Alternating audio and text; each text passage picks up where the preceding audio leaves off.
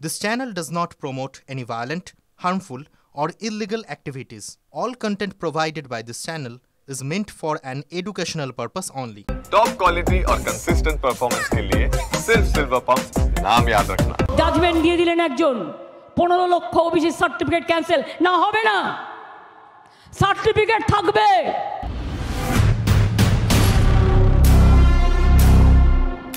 पश्चिम बंगाल की सरकार ने मुसलमानों का वोट बैंक के लिए अनाप शनाप मुसलमानों को ओबीसी बनाने के सर्टिफिकेट दे दिए।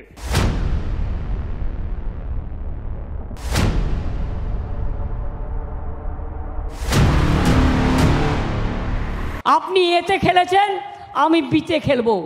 আপনি শীতে খেলবার চেষ্টা করবেন, আমি জেডে খেলে আপনাকে খেলা হবে, আমি এটা দেখিয়ে দেবো। আমরা ছাড়বো না, এখানে লড়াই হবে, আইনি লড়াই হবে, হিন্দু ওবিসি অধিকার রক্ষার লড়াই রাস্তা। অন্তর্বর্তী স্থগিতাদেশের জেরে আপাতত রাজ্য সরকার যে নতুন বিজ্ঞপ্তি প্রকাশ করেছিল এবং সেই বিজ্ঞপ্তিতে যে ওবিসি তালিকা এবং শংসাপত্র ছিল তা আপাতত কার্যকরী হবে না। একই সঙ্গে বিচারপতির প্রশ্ন যে 10 বছর অন্তর যে সমীক্ষা করা প্রয়োজন, রাজ্য সরকার কেন তা করেনি। এই এতগুলো নোটিফিকেশন এবং সার্টিফিকেট নতুন করে দেওয়ার যে নোটিফিকেশন, এগুলোর ওপর 31শে জুলাই পর্যন্ত কলকাতা হাইকোর্ট স্টে দিয়েছে।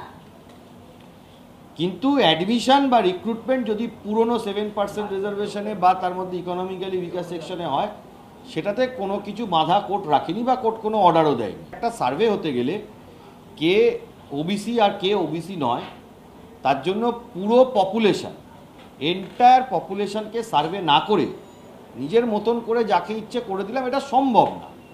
রাজ্য সরকার সুপ্রিম কোর্টকে জানিয়েছে যে তারা নতুন করে সার্ভে করবে।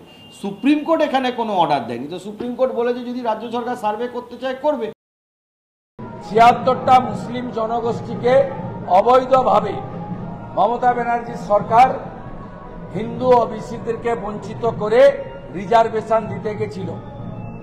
হাইকোর্ট আজকে স্টে লাগিয়েছে, আমি এটাকে ওয়েলকাম করছি। শ্রেণীর রাজনৈতিক দলের আইনজীবীরা গিয়ে মামলা করে কিভাবে আটকে দেওয়া যায়, কেউ বলছেন গোটা প্যানেল বাতিল করো, কেউ বলছেন নতুন পদ্ধতি বাতিল করো, অর্থাৎ সব কিছু আটকে আটকে আটকে আটকে দিয়ে মানুষকে হ্যারাস করে, বঞ্চিত করে, কষ্ট দিয়ে সেই চোখের জলের উপর দাঁড়িয়ে, সেই জটিলতার উপর দাঁড়িয়ে বিরোধী রাজনীতি করতে চাইছেন কেউ কেউ। যে সরকার দীর্ঘ বছরের পর বছর কমিশনের কোনো কাজ সঠিকভাবে করেনি, সেই সরকার মাত্র 2-3 মাসের মধ্যে সার্ভে করে রিপোর্ট তৈরি করে জমা দিলেন, এটা কখনো হয় নাকি? একটা সার্ভে হতে গেলে কে ওবিসি আর কে ওবিসি নয়, তার জন্য পুরো পপুলেশন, এন্টায়ার পপুলেশনকে সার্ভে না করে নিজের মতন করে যাকে ইচ্ছে করে দিলাম, এটা সম্ভব না। এবং সেখানে এফিডেভিটে ক্যাটাগরিক্যালি রাজ্য সরকারের তরফ থেকে বলা হয়েছে যে পুরো পপুলেশন সার্ভেটা আমরা করতে পারবো না এবং এটা অ্যাকশন। যে ওবিসি রিলেটেড যে কাজটা হয়েছে, সেই কাজটা একেবারেই কোর্ট অর্ডারকে মান্যতা দিয়ে যে সার্ভে হয়েছে, সার্ভেটা পুরোটাই একদম প্যারামিটার ডিফাইন করে দেওয়া হয়েছিল কোর্ট থেকে। সেটা ইকোনমিক প্যারামিটার, সেটা এডুকেশনাল প্যারামিটার, বিভিন্ন প্যারামিটারগুলো বেস করে যে কমিউনিটিগুলো এসছে, এবং এটা বারবার মিথ্যা প্রচার করা হচ্ছিল যে সার্টেন একটা কমিউনিটির জন্য বেশি শতাংশ, কিন্তু বাস্তবে দেখা যাচ্ছে সেইটার সঙ্গে বাস্তবের কোনো মিল ছিল না। এটা হজপজ করেছে। ওবিসি এতে যারা ছিলেন তাদেরকে অনেক ক্ষেত্রে ওবিসি বিতে পাঠিয়ে দিয়েছেন, বড় জনগোষ্ঠী শেরশাবাজিয়া থেকে শুরু করে আরও যারা আছেন, এরকম অনেক হজপজ হয়েছে। এটা হয়তো আগামী দিনে যদি ঠিকঠাক না করে, দেখবেন প্রথমে আমরা চিঠি দিচ্ছি, চিঠি দেওয়ার পর যদি রেকটিফাই না করে আইনি লড়াই আমরা লড়বো।